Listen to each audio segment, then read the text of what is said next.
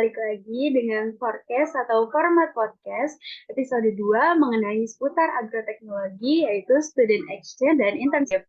Nah, di sini aku kedatangan narasumber yaitu dari Mbak Gaby dan Mas Rumi. Nah, yang di sini juga menjalani program student exchange dan juga udah internship mungkin ya Mbak Mas kayak gitu. Nah, mungkin langsung aja kali ya. Aku mau minta Mas Rumi dulu bisa memperkenalkan diri, memperkenalkan profilnya. Oke, ini sebenarnya ada briefing ya, kayak perkenalan tuh apa, gimana gimana. Cuman ya udah, aku perkenalan diri. Untuk yang belum kenal teman-teman semua, kenalin aku Naufal Rum Ismail, bisa dipanggil Rumi. Aku dari agroteknologi angkatan 2020 dan sekarang ini posisinya aku lagi di Malaysia. Aku lagi menjalani salah satu program dari kampus yaitu program AIMS, ASEAN International Mobility Student. Nah, itu kebetulan tahun ini tuh ke Malaysia. Gitu. Salam kenal. Kenal, Mas. Waduh, jauh juga ya di Malaysia. Oke, mungkin kita lanjut dulu ke Mbak Gaby. Oke, halo semuanya. Perkenalkan namaku Gabriela Diana Demi Santi. Biasa dipanggil Gibi. Aku juga mahasiswa tepatnya mahasiswi ya. Mahasiswi agroteknologi angkatan 2020 dan sekarang lompat lagi semester 7.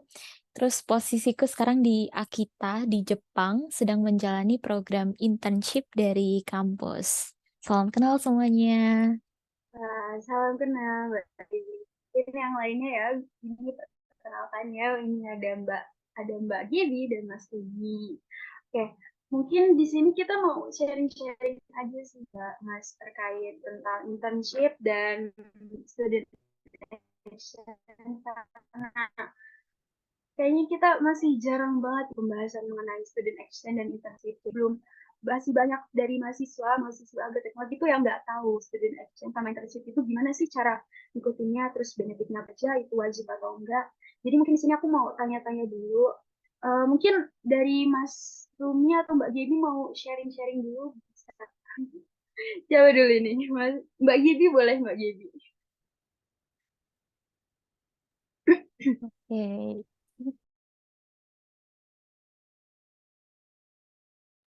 Apa ini pertanyaannya? Atau langsung gimana ini? Bingung. Oke, mau sharing dulu atau tanya-tanya dulu ya? Boleh deh tanya-tanya dulu deh, kita tanya-tanya dulu. Jadi mungkin yang karena Mbak Gaby ini ikut internship ya Mbak, boleh dijelasin Kak, internship itu tuh apa sih?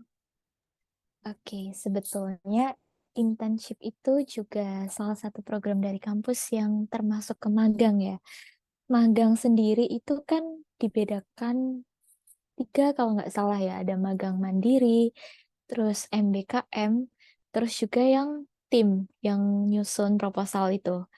Kalau nggak salah. Nah, untuk magang ini sebetulnya magang yang tidak wajib dan sebetulnya magang ke luar negeri ini udah dimulai sejak lama, tapi sempat berhenti karena adanya kasus COVID tahun 2019, tahun 2020, 2021 sampai pada akhirnya tahun 2023 dibuka lagi kayak gitu. Nah, program magang ini tidak termasuk ke dalam tiga program yang tadi aku sebutin ya. Karena program ini bukan program yang wajib dan aku belum tahu apakah kalau mengikuti program ini itu bisa diakumulasikan menjadi magang yang ada di Sip Smart itu. Aku kurang tahu karena yang aku tahu program magang yang bisa apa dimasukkan ke Sip Smart itu program yang emang dari kampus kayak gitu atau yang emang membentuk tim dulu terus nyusun proposal kayak gitu. Nah, terus program magang ini kalau tahun ini ya setauku itu adanya di Jepang dan itu berdasarkan kerjasama antara ada yang namanya LPK, terus dia juga kerjasama ke kampus. Nah, kampus ini nanti terhubung oleh perusahaan, salah satu perusahaan yang ada di Jepang, itu atas bantuan dari salah satu LPK itu. Nah, kayak gitu. Mungkin gambarannya seperti itu ya. atau bisa dipancing pertanyaan lagi nih. Jujur bingung ya jelasin awal-awalnya kayak gimana. Ya, nggak apa Mbak, kita masih ke awal dulu nih, pengertian dulu. Mungkin dari Mas Rumi bisa jelasin juga terkait student exchange, Mas. Oke, oke. Seperti yang aku bilang sebelumnya, aku ini lagi menjalani program exchange, namanya itu AIMS, yang mana AIMS itu merupakan singkatan dari Asian International Mobility Student. Nah, sebenarnya AIMS itu program dari SEAMEO. Gampangannya, SEAMEO itu adalah Kemendikbudnya ASEAN. Nah, jadi setiap negara nanti kasih jatah untuk beberapa kampus di Indonesia, salah satunya UNS. Nah, alhamdulillahnya UNS ini tahun ini jadi yang terbanyak. Nah, jadi aku ini bersebelah sama teman-temanku di sini lah, itu menjadi yang terbanyak kalau nggak salah. Kalau kampus lainnya itu kurang lebih ya 5, 4, atau 3, bahkan cuma 2 gitu.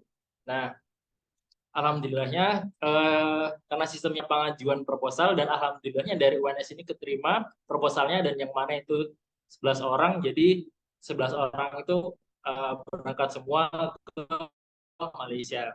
Nah, untuk tujuannya itu lingkupnya Asia Tenggara. Jadi karena 3 tahun sebelumnya atau 2 tahun lah ada pandemi COVID-19 itu akhirnya ditutup. Nah, tahun sebelumnya terakhir itu kalau nggak salah antara Thailand atau Vietnam atau Filipina lupa. Itu terakhir. Nah, jadi di agroteknologi itu ada kelas internasional kan. Kelas internasional itu nanti tujuannya di semester 5 itu akan berangkat ke salah satu dari negara-negara yang ada di Asia Tenggara itu melalui AIMS ini. Nah, setelah pandemi, tahun ini baru diadakan lagi. Kemarin itu kebetulan kalau teman-teman agroteknologi tahu Bu Andriana, nah beliau langsung tiba-tiba bilang, ayo ini ada program AIMS nih. Kebetulan kan aku tahu nih program AIMS itu. Ya udahlah aku langsung daftar. Aku coba ajak teman-temanku yang mau gabung siapa. Aku ada info ada beasiswa ini nih untuk keluar kalau kabarnya ke Malaysia waktu itu kan, kabarnya ke Malaysia, mau join nggak, ada seleksi berkas, kemudian apa lagi ya, seleksi berkas sama wawancara waktu itu. Cuman selang berapa hari langsung wawancara, habis itu udah pengumuman, alhamdulillah lolos. Dan kemudian habis itu ya nyiapin berkas dan lain-lain, berangkat deh, udah gitu. Waduh, berarti ini Mbak Gaby sama Mas ini berarti setelah yang pertama kali ya, setelah pandemi selesai, ini yang pertama kalinya ya, gitu. Betul. Waduh, keren banget. Nah, ini juga udah disinggung-singgung dikit nih tentang kayak pendaftarannya, terus bisa diikutin kapan, sama apa saja yang perlu disiapkan. Nah, mungkin aku bisa langsung aja tanya. Kalau misalnya dari internship sendiri kan, kalau misalnya Mbak Gaby itu mandiri ya, internshipnya mandiri, dan belum tahu bakal direkognisi ke program Smart atau enggak ya. Mungkin siapa tahu ada yang mau kayak Mbak Gaby juga, bisa ditanya-tanya Mbak, apa sih cara daftarnya gimana, terus yang perlu disiapin buat ikut internship itu kayak gimana sih Mbak? Oke, jadi iya betul ya tadi kayak pertama banget, dan jujur aku dulu tuh nggak begitu ngeh tentang program ini karena eh, informasinya atau pengumumannya pun itu belum yang kayak menyeluruh banget gitu. Jadi kayak bener nggak sih ada program ini atau enggak kayak gitu dulu. Nah, jadi awal-awal itu kalau misalnya ada dari teman-teman yang mau ikut internship juga, sering-seringlah buka info-info di grup WA kayak gitu. Kan kebanyakan dari kita mungkin yang kayak biasanya nggak ngeh dari grup-grup kan. Nah, itu mulai info-info dari grup. Dan info magang ke luar negeri ini juga adanya dulu dari apa info broadcast dari grup kayak gitu. Terus biasanya ada deadline pendaftarannya kayak gitu. Terus jadi buat teman-teman jangan sampai ketinggalan karena biasanya kalau udah berapa pendaftar itu biasanya juga ditutup karena supaya seleksinya nggak kebanyakan orang gitu. Terus program ini juga ada beberapa perusahaan ya, itu juga harus pinter-pinter untuk memilah. Ada beberapa perusahaan, ada beberapa bidang-bidang juga yang ditawarkan kayak gitu. Nah, teman-teman silahkan pintar untuk memilah-milah, cari juga tempatnya di mana, cari juga latar belakang perusahaannya kayak gimana, terus juga kerjasama dengan siapa aja di perusahaan tersebut kayak gitu. Terus setelah teman-teman tahu informasi tersebut, teman-teman bisa segera mendaftar, terus juga mempersiapkan apa yang perlu dipersiapkan. Kalau dulu aku awal-awal itu karena angkatan pertama mulai lagi program magang ke Jepang ini, dulu seleksinya cuma ada satu, seleksi wawancara. Nah, itu aku yang perlu dipersiapkan ya seleksi wawancara. Kalau misalnya ya teman-teman, ini sedikit tips trik aja. Misalnya teman-teman mau programnya ini magangnya ke Jepang kayak gitu. Jadi yang dipersiapkan juga mungkin pengetahuan-pengetahuan sedikit tentang Jepang, atau mungkin kalau teman-teman udah bisa Nihongo, bahasa Jepang itu lebih baik kayak gitu. Mungkin perkenalannya pakai bahasa Jepang atau kayak gimana gitu. Terus kalau seleksi wawancara ya, yang aku mau jelasin di seleksi wawancara itu, em, kebanyakan yang dicari itu adalah mahasiswa yang punya pengalaman fisik. Kalau teman-teman sebelumnya pernah ikut magang yang mungkin kalau misalnya yang jurusan agroteknologi mungkin magangnya di sawah-sawah kayak gitu. Kayak dulu misalnya aku kan PSA 4 ya kayak gitu. Nah, itu silahkan disampaikan aja kayak gitu. Terus misalnya teman-teman ikut magang lagi di mana kayak gitu disampaikan aja. Ternyata semakin banyak pengalaman yang teman-teman punya itu juga bisa mendukung untuk teman-teman bisa diterima di program internship itu. Karena satu tips yang bakal aku kasih tahu juga, program magang di luar negeri khususnya di Jepang itu butuh banget mahasiswa yang punya pengalaman fisik lebih banyak karena kan pekerjaan di sini lumayan gimana ya bisa dibilang lumayan lebih keras daripada eh, di Indonesia kayak gitu loh. Karena tahu sangat-sangat pekerja keras, jadi pasti yang dicari juga orang-orang yang istilahnya kayak tahan banting kayak gitu. Jadi kalau teman-teman punya pengalaman aja itu Bang, khusus Bang. Nah, setelah teman-teman ikut seleksi wawancara tersebut, teman-teman bisa tunggu hasilnya kayak gitu. Tapi desus-desusnya itu untuk teman-temanku kemarin yang daftar di batch 2 dan selanjutnya itu nggak cuman seleksi wawancara aja, ternyata ada seleksi tertulis juga kayak gitu. Dan teman-teman bisa persiapin aja kalau misalnya teman-teman udah siap mau ikut program itu ya berarti teman-teman cari dulu latar belakang dari perusahaan itu, terus juga latar belakang dari Jepang, belajar Nihongo juga gitu. Supaya kalau misalnya ada tes tertulis, tes wawancara teman-teman udah siap kayak gitu. Terus setelah ikut biasanya kalau teman-teman udah sampai ke tahap lolos dari seleksi wawancara dan seleksi tertulis, teman-teman bisa disuruh untuk mempersiapkan berkas-berkas. Nah, biasanya berkas-berkasnya itu ada surat izin dari orang tua, terus juga surat izin dari kampus. Nah, ini yang penting banget ya, teman-teman, surat izin dari kampus. Biasanya ada beberapa mahasiswa itu yang nggak diizinin sama dosen pembimbing akademiknya. Mungkin karena dia lagi penelitian, atau dia lagi nyusun skripsi, atau dia ada tanggungan yang benar-benar nggak bisa kalau ditinggal kayak gitu. Nah, ini penting banget ya. Sebelum teman-teman ikut atau mendaftar program ini, aku sarankan untuk teman-teman em, komunikasiin terlebih dahulu ke orang tua dan juga ke kampus, khususnya ke pembimbing akademik. Ya, tentu aja yang membimbing kalian dan tahu proses akademik kalian dari awal yang kalian lakukan saat ini sampai nanti ke depannya kayak gimana. Jadi itu butuh banget rekomendasi dari dosen pembimbing akademik. Kalau misalnya dari kedua pihak itu sudah setuju, silahkan kalian mendaftar kayak gitu. Jadi penting banget ya sebelum mendaftar silahkan izin terlebih dahulu. Karena bukan cuman izin, bukan cuman mental, bukan cuman berkas-berkas aja yang kalian siapin, tapi juga nanti ada beberapa biaya-biaya juga yang perlu kalian siapin. Nah, ini bisa jadi highlight untuk mendaftar program ini ya. Memang untuk biaya transportasi, terus juga beberapa biaya lainnya itu ditanggung oleh perusahaan yang akan menerima kalian di program ini. Tapi ada juga beberapa biaya-biaya yang diberatkan ke kalian sendiri. Nah, ini biasanya juga jadi sandungan oleh beberapa teman-temanku. Kayak dia awalnya taunya ini dibiayain semuanya gitu. Ternyata pas sampai tengah udah dapat izin, udah nyiapin ini itu, ternyata dia juga harus nyiapin beberapa biaya. Nah, itu jadi suatu hal yang memberatkan kayak gitu. Dan sayang banget kalian udah sampai di titik ini kok harus mundur karena belum menyiapkan itu kayak gitu. Jadi penting banget ya. Terus kalau berkas-berkas itu paling kalian menyiapkan KHS, KRS, kayak gitu-gitu ya. Itu hal-hal yang umum ya. Nanti juga kartu pelajar kayak gitu-gitu.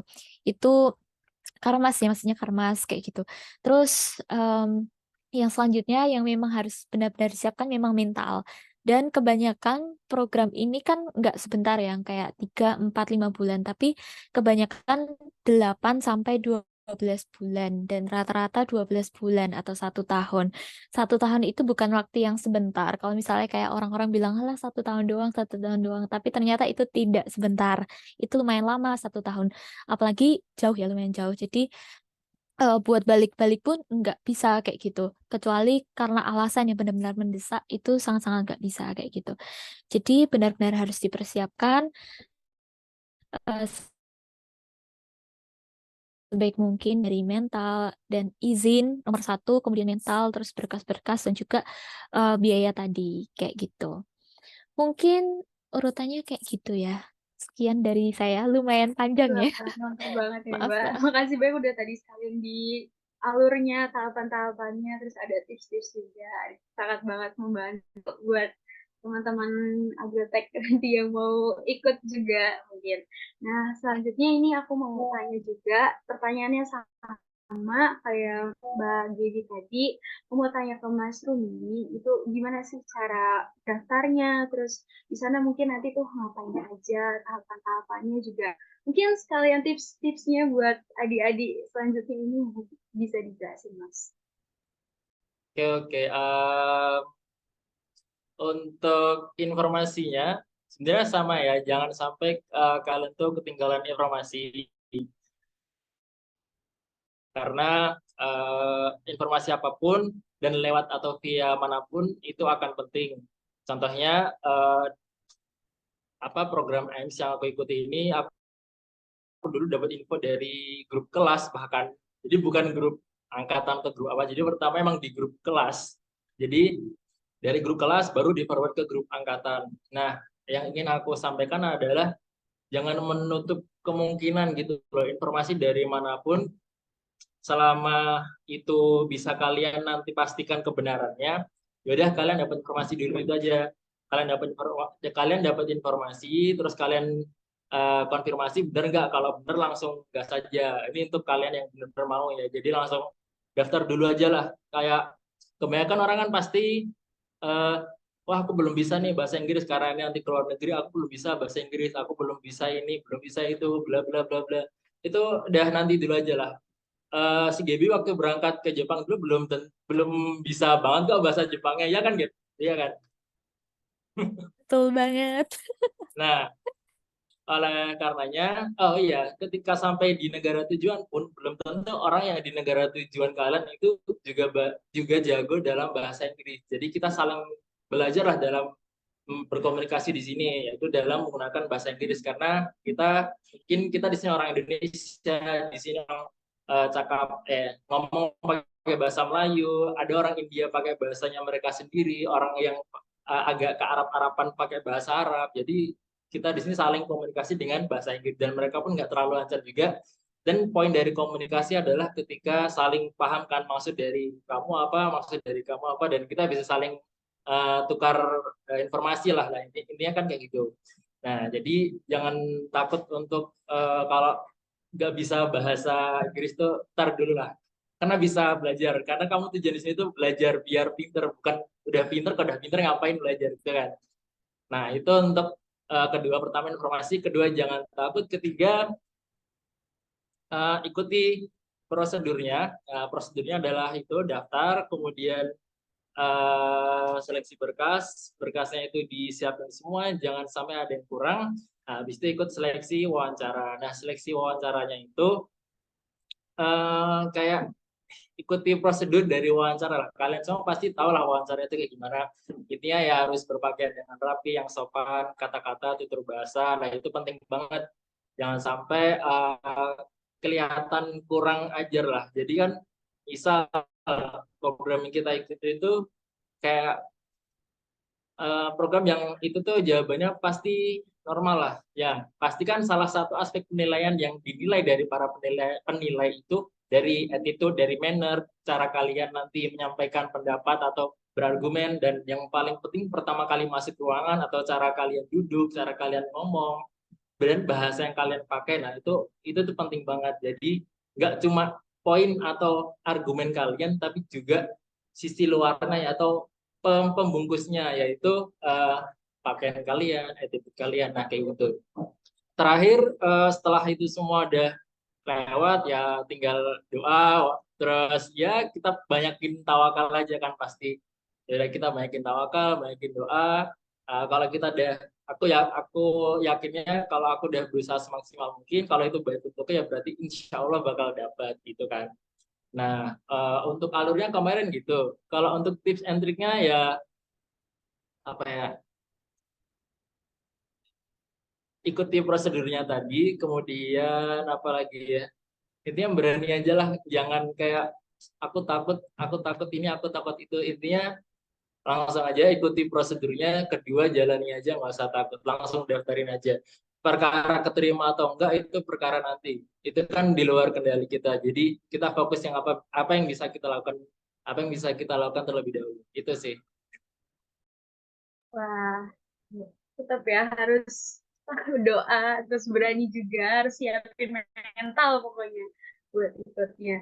Nah, ini juga yang mungkin jadi pertanyaan yang agak itu ya, karena kadang di kita udah mentalnya udah ada, tapi saat kita mau izin ke apa ya, pusat atau istilahnya ke bagian akademik itu, ke kampusnya atau ke univ kita, ke fakultas susah. Nah itu tuh kira-kira kemarin itu penuhin syaratnya apa aja, atau mungkin ada kendala-kendala nggak Mbak Mas kira-kira buat minta izin ke itunya, ke bagian akademik dari Fakultas Pertanian sendiri? Siapa dulu ini? Mungkin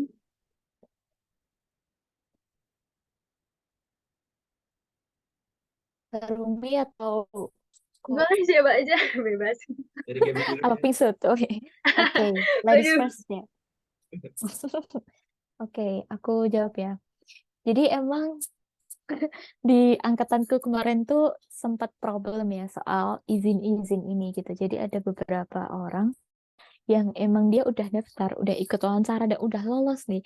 Tapi pas udah lolos, ternyata pembimbingnya itu bilang, kamu lagi nyusun skripsi dan kamu kurang sidang ini, kamu ada lagi kamu yang lagi penelitian kayak gitu. Jadinya mereka nggak dibolehin untuk berangkat. Itu kan kayak gimana ya, kecewa banget gitu. Kamu udah lolos tapi habis itu harus berhenti gara-gara kamu nggak dapet izin dari pembimbingmu gitu. Nah, ini penting banget ya. Jadi pertama-tama itu silahkan izin. Lagi-lagi aku bilang hal yang paling pertama yang harus kalian lakukan adalah izin ke orang tua dan kemudian izin ke pembimbing akademik. Tenang aja kalau buat aku ya, kalau misalnya emang nggak diizinin karena benar-benar tidak bisa, tenang aja guys, masih banyak jalan menuju Roma. Yes. Kayak gitu ya. Jadi em, apa ya, berarti jalanmu bukan di situ gitu. Rencana Tuhan bukan di situ, bukan saat ini, bukan di tempat itu. Masih banyak hal lain yang bisa em, kamu coba, masih banyak hal lain yang bisa kamu kerjakan kayak gitu. Bukan saat ini juga kayak gitu. Terus em, itu juga perlu jadi pertimbangan ya ketika kamu komunikasiin dengan dosen pembimbing akademik dan beliau bilang, nggak bisa mas, nggak bisa mbak, kamu mending selesaiin ini dulu dan kamu harus jadiin itu evaluasi. Oh iya ya, ternyata benar, emang mungkin paling benar harus nyelesain A dulu, baru setelah itu aku cari kesempatan lain kayak gitu.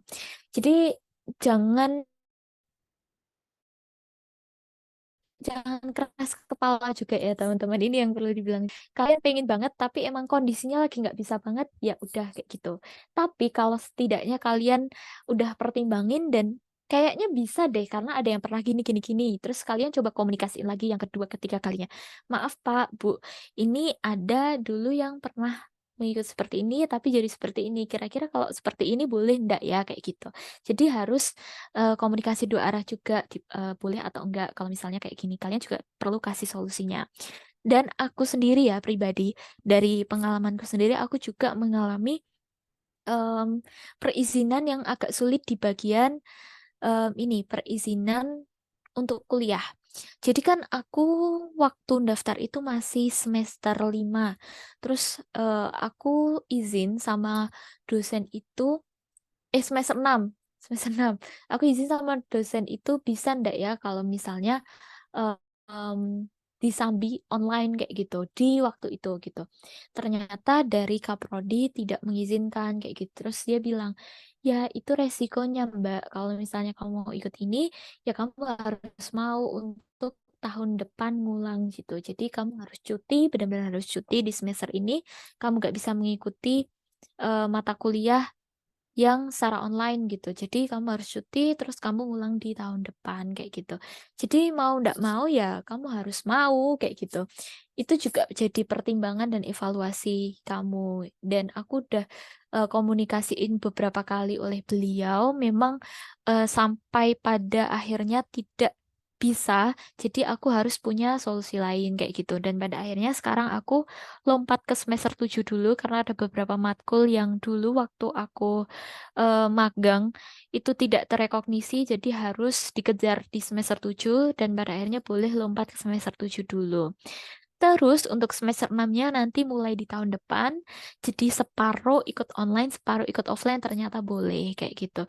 Jadi benar-benar kalau misalnya nggak dibolehin atau ada kendala terkait perizinan, itu teman-teman cari dulu solusinya kayak gitu. Terus nanti dikomunikasiin lagi. Kalau misalnya benar-benar nggak bisa, ya tadi aku bilang masih banyak jalan lain menuju Roma. Tapi kalau misalnya masih bisa dicarikan solusi lain, ya dikomunikasikan lagi kayak gitu. Jangan lupa juga bilang ke orang tua apa namanya perkuliahan kalian kayak gitu.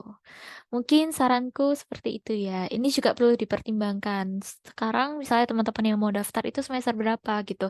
Keberatan nggak kalau misalnya teman-teman punya nih pengalaman kayak aku yang harus ngulang atau harus kayak separuh-separuh online, separuh offline, terus nanti juga teman-teman resikonya praktikumnya sendiri di Jepang. Sekarang aku juga praktikum sendiri di Jepang, nyari bahan-bahan kemana sendiri.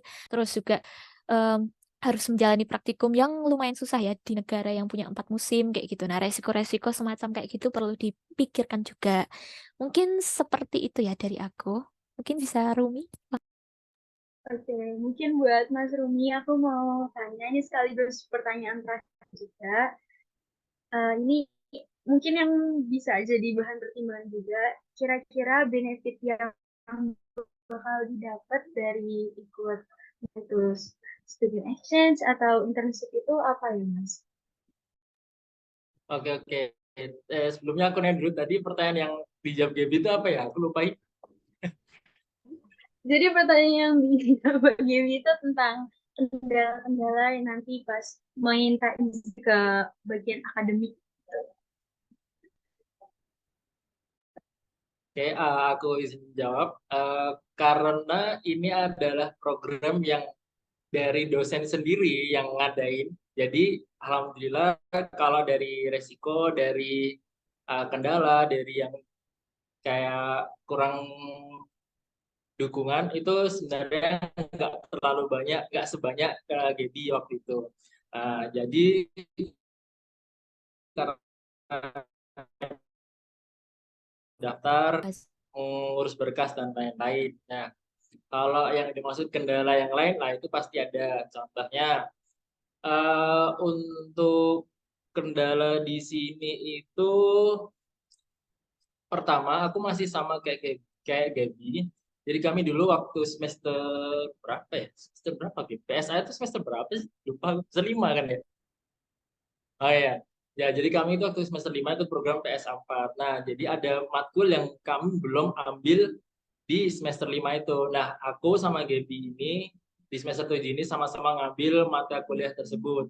Nah, karena mata kuliahnya itu ada praktikum, ya mau nggak mau itu juga tadi masuk ke resiko yang harus dipertimbangkan. Jadi harus mikir gimana caranya bisa tetap praktikum di sini. Nah, itu gimana caranya untuk bisa praktikum di sini, terus nanti mekanisme praktikumnya gimana, nah itu harus kita kayak koordinasi sama koas, kayak nyari win-win solution-nya itu gimana ya, biar bisa pas lah, biar saling di koas oke, yang kami di sini juga bisa melaksanakan, terus sama yang di Jepang juga karena lebih susah, jadi yang di Jepang pun juga nggak terlalu merasa kesulitan untuk menjalankan praktikum. Itu untuk praktikum, untuk kelas, nah itu lebih picky lagi karena itu sama dosen kan. Nah, karena sama dosen kita harus sama-sama cari jadwal.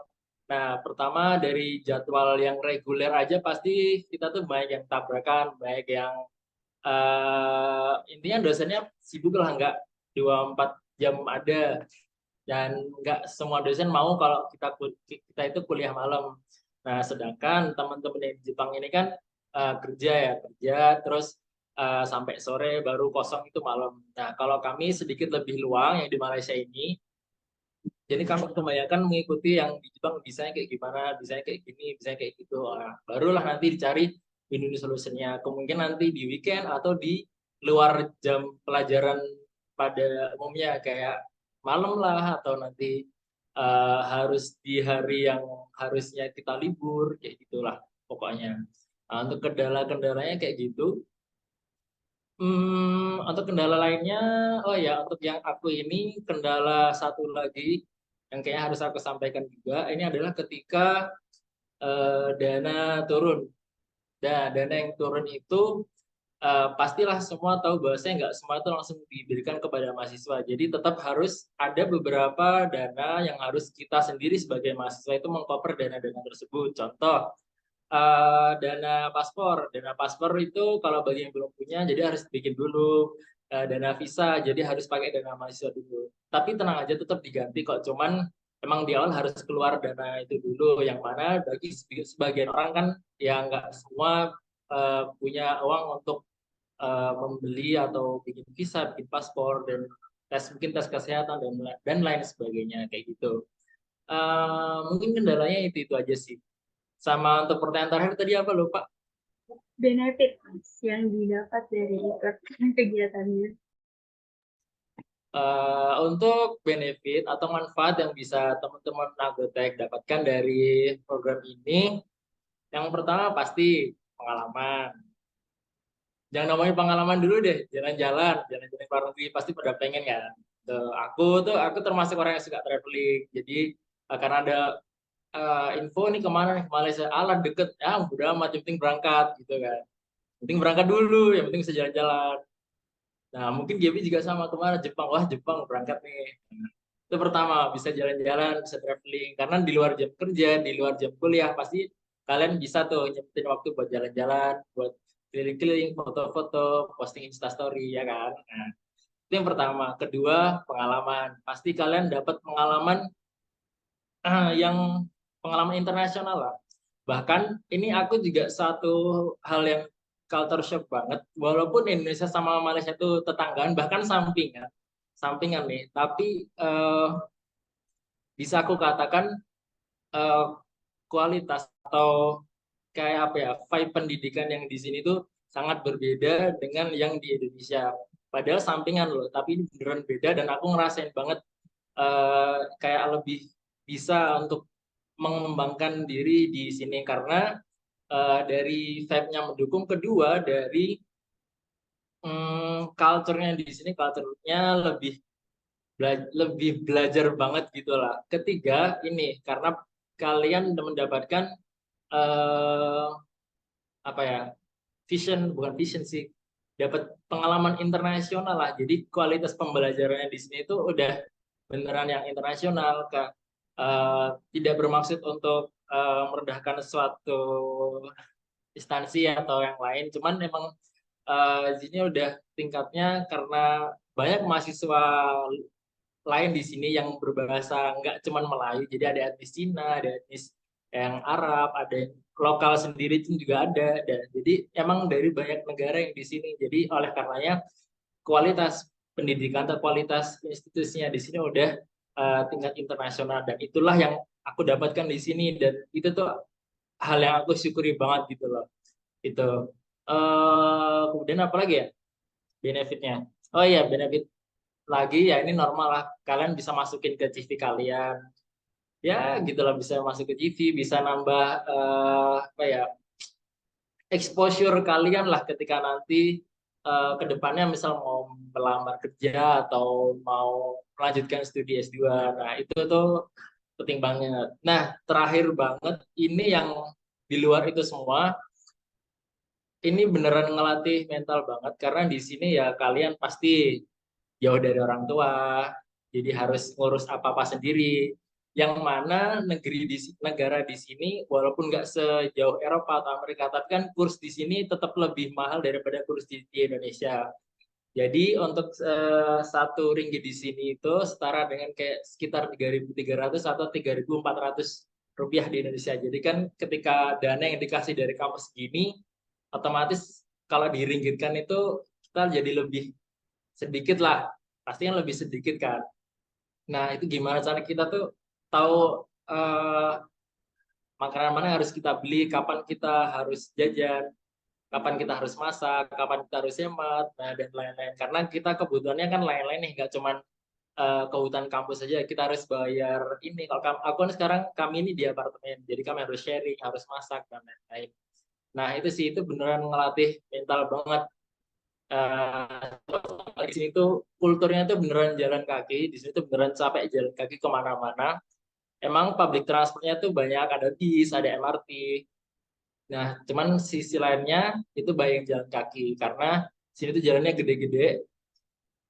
Kalau di kawasan ini ya, kalau di Malaysia yang lain kurang tahu. Jadi jalannya gede-gede. Jadi untuk mobil gitu-gitu, motor nggak sebanyak mobil. Jadi lebih banyak mobil di sini. Nah, lainnya ya pakai transportasi umum, bus, MRT. Jadi sisanya jalan kaki. Nah, itu kan beneran kayak culture shock banget. Itu yang harus kalian yang penting banget sih. Itu yang akan kalian dapatkan atau yang akan kalian hadapi ketika kalian berada di negeri orang. Itu sih dari aku. Wah, makasih banyak, Mas. Mungkin dari Mbak Gaby ada tambahan lagi, Mbak, sebelum kita selesai. Oke, aku jadi kepikiran banyak hal ya setelah mendengarkan Rumi. Jadi pertanyaan yang pertama ya, pertanyaan yang pertama kan kendala ya. Aku juga mau nyampein kendala untuk yang bakalan kalian rasain ketika kalian akan berangkat ke luar negeri itu sangat banyak sekali gitu. Apalagi jujur ya, aku tidak sama sekali soal Jepang sebelum berangkat ke Jepang. Itu yang perlu kalian tahu. Sama sekali nonton anime enggak, bahkan nonton Doraemon, nonton Naruto pun nggak pernah gitu. Jadi nggak ada Jepang-Jepangnya sama sekali, benar-benar dari nol banget. Dan nggak ada bahasa Jepang yang aku tahu sama sekali sebelum berangkat. Dan waktu mau berangkat itu kan bimbingan belajarnya cuma 2 bulan. Bayangkan kalian harus tinggal 1 tahun di Jepang, tapi kalian belajar Jepang cuma 2 bulan gitu. Dan itu bener kayak, wah, itu mentalnya harus kuat banget ya, karena di sini benar-benar harus kerja setiap hari, ngobrol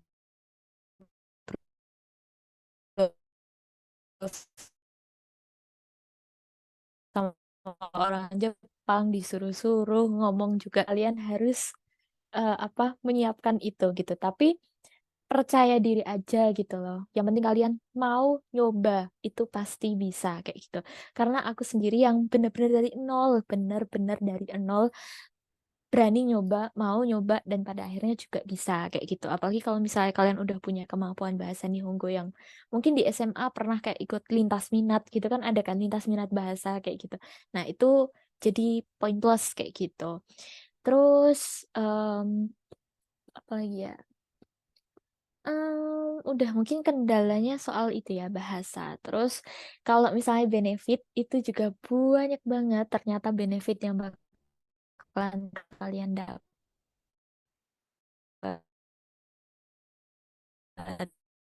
Tentu aja kalian bakalan pengalaman sekali sebelumnya yang kayak orang-orang bilang paling juga nanti dapatnya relasi, paling juga nanti dapatnya teman kerja sama aja di Indo juga bisa kayak gitu. Ternyata enggak, beda gitu. Pengalaman kerja yang bakalan kalian dapat beda, relasi yang kalian dapat juga beda. Soal pertama, soal pengalaman kerja. Jujur, kerja di Indo sama di Jepang itu jauh berbeda banget. Kalau bisa dibandingin kayak bukannya membanding-bandingkan, tapi emang secara apa ya, kinerjanya dari manusia pemikirannya. Misalnya ada beberapa pekerjaan di Indo tuh yang misalnya dalam waktu 8 jam bekerja itu kita fokusnya 8 jam ini kerjaanku A. Berarti kalau misalnya kerjaan A, total kerjaannya segini, aku harus selesaiin dalam 8 jam aja. Tapi kalau di Jepang kebalikannya. 8 jam itu kalian harus ngerjain sebanyak mungkin, meskipun itu bukan pekerjaan kalian. Misalnya kalian harus cepat ngerjain divisi A gitu. Kalau kerjaan kalian udah selesai, itu tanggung jawab kalian udah selesai, kalian harus cari kerjaan yang lain kayak gitu. Ibaratnya dalam 8 jam itu kalian harus nyelesain sebanyak mungkin yang bisa kalian kerjain kayak gitu. Terus dari cara kerja orang-orangnya tuh juga beda banget gitu. Em, apa ya, di sini benar-benar disiplin, bahkan kalian telat itu nggak boleh ya. Telat itu nggak boleh dan kecepatan juga nggak boleh. Ibaratnya kalau masuknya jam 8, ya benar-benar harus absennya jam 8 kurang 5. Nggak boleh 8 lebih 5, apalagi 8 kurang 10 kayak gitu. Jadi kecepatan pun juga nggak boleh. Benar-benar yang namanya tepat waktu itu bukan telat dan bukan kecepatan kayak gitu. Terus em, kalian juga harus belajar apa namanya, nggak mudah ngeluh. Di sini tuh yang bikin aku heran ya teman-teman. Kayak kakek nenek yang umurnya udah 80 ke atas tuh, kerjanya tuh cepet banget demi ampun kayak gitu. Bahkan ya anak-anak muda pun kalah gitu loh. Energinya tuh kalah. Dia yang bisa kayak dorong kontainer seberat 10-20 kilo itu baru kayak kuat gitu loh. Jadi anak muda kok nggak kayak dia gitu loh. Dia tuh udah udah tua gitu, tapi bener-bener semangatnya tuh luar biasa kayak gitu. Bahkan yang em, berangkat kerja pulang kerja dia pun kayak sendiri kayak gitu. Jadi banyak banget yang bisa kalian pelajari kayak gitu. Bukan dari pengalaman yang kalian dapat aja, tapi juga dari apa yang bakalan kalian lihat gitu loh. Ternyata orang-orang di sini punya semangat yang tinggi kayak gitu. Ternyata orang-orang di sini punya habit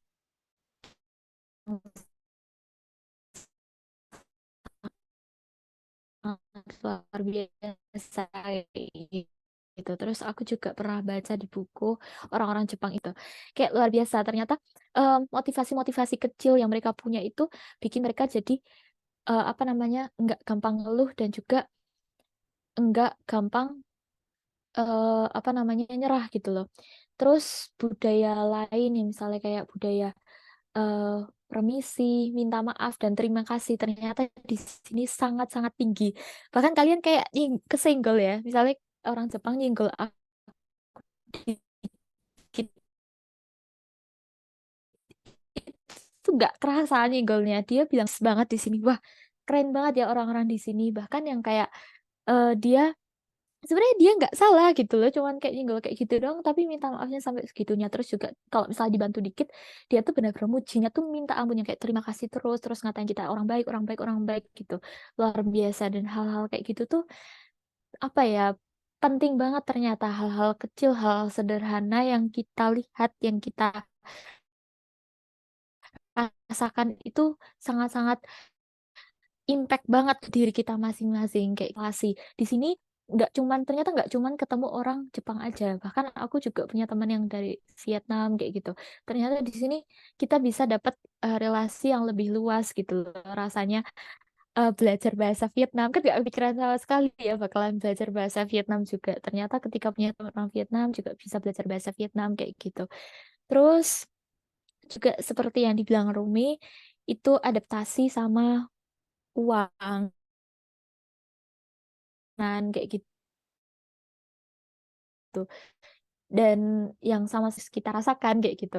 Terus juga kalau di Jepang itu beda banget soal musim. Aku agak kaget soal musim juga ya. Kalau di Indonesia kan musimnya paling cuma panas. Kalau panas nanti hujan. Apalagi kalau di Solo kan seringnya ngerasain panas terus ya. Panas, panas, panas terus. Nah, di sini kayak dingin terus gitu, rata-rata semi dingin, cuman summer doang yang panas.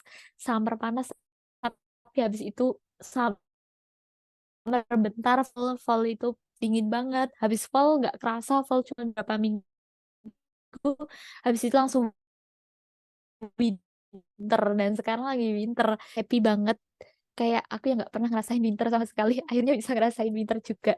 Nggak kebayang sama sekali untuk memegang salju ya, kayak orang-orang bisa bisa megang salju, bahkan bikin bikin es serut pakai salju tuh kayak penasaran, ini emang bisa. Nah, akhirnya aku tahu sendiri, megang sendiri gimana rasanya salju itu sendiri gitu.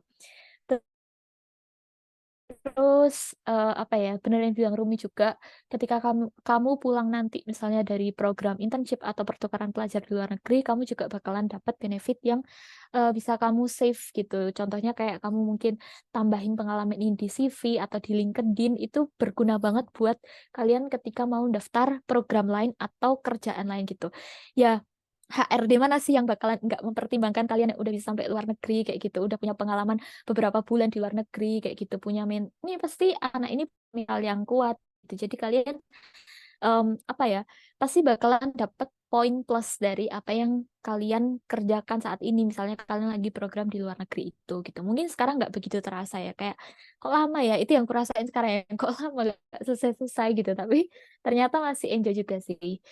Dan harapannya masih bisa terus mengembangkan potensi di sini, cari hal-hal yang benar-benar bisa mengembangkan diri kalian. Bukan cuma soal pengalaman yang kalian dapat, tapi kalian juga bisa komunikasi sama orang lain yang di sini. Mumpung masih di sini, kalian ngobrol sama orang Jepang, bisa tanya-tanya soal, misalnya kalian jurusannya pertanian agrotek, cari orang yang oh dia punya lahan nih, tanya-tanya kayak gitu-gitu loh, hal-hal sederhana kayak gitu. Terus tanya-tanya misalnya punya temen yang dari Vietnam tadi, budaya Vietnam kayak gimana, siapa tahu kalian nanti punya pekerjaan yang ada kerjasamanya sama orang-orang Vietnam, atau ada hubungannya sama apa namanya, kegiatan-kegiatan Vietnam atau kegiatan-kegiatan orang Jepang. Terus mungkin nanti kalian punya penelitian yang hubungannya sama pertanian Jepang kayak gitu-gitu. Jadi kayak hal-hal seperti itu juga bisa gitu kalian apa namanya, manfaatkan mumpung kalian di luar negeri kayak gitu. Jadi kalau tanya benefitnya apa, banyak banget ya. Selain itu, ini yang pasti dipengin-pengen oleh mahasiswa yaitu kalian bisa nabung gitu. Jadi kalau kalian misal ikut program ini, internship ini, itu kan dapat fee setiap bulannya yang lumayan. Jadi benar-benar bisa nabung buat kalian yang butuh sekali tabungan. Misalnya kalian mau lanjut S2 atau mau eh, buka usaha apa kayak gitu, kalian bisa ikut internship ini untuk jadi modal kalian. Ini beneran aku bilang kayak gitu. Biar kalian semangat ya. Mungkin itu aja yang bisa aku sampaikan terkait kendala dan juga benefit. Terima kasih. Waduh, pertanyaannya banyak banget ya, benefit-benefitnya buat teman-teman AGT. Bisa dilihat kan gitu tuh, ternyata meskipun ya emang ada yang harus dikorbanin juga ya, entah itu kendala-kendala kayak pas praktikum, ikut pelajaran-pelajaran, tapi yang namanya ini kan kayak jalan kita, step kita buat nanti ke depannya, entah itu di dunia kerja atau gimana. Jadi dari teman-teman AGT bisa banget nanti pertimbangin, kalian bisa ikut student action atau internship yang banyak banget benefitnya buat kita semua. Oke, nah, wah nggak terasa banget ini udah mau 1 jam ternyata kita sharing-sharing tentang student exchange sama internship.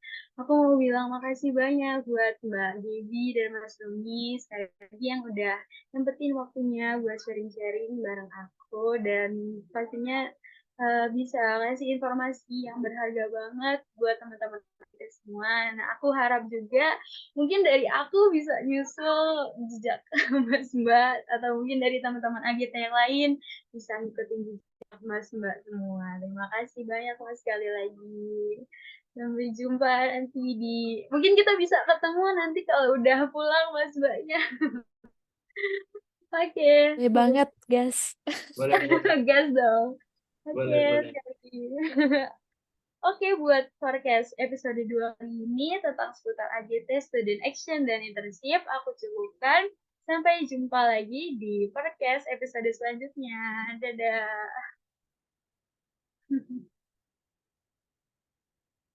Aduh.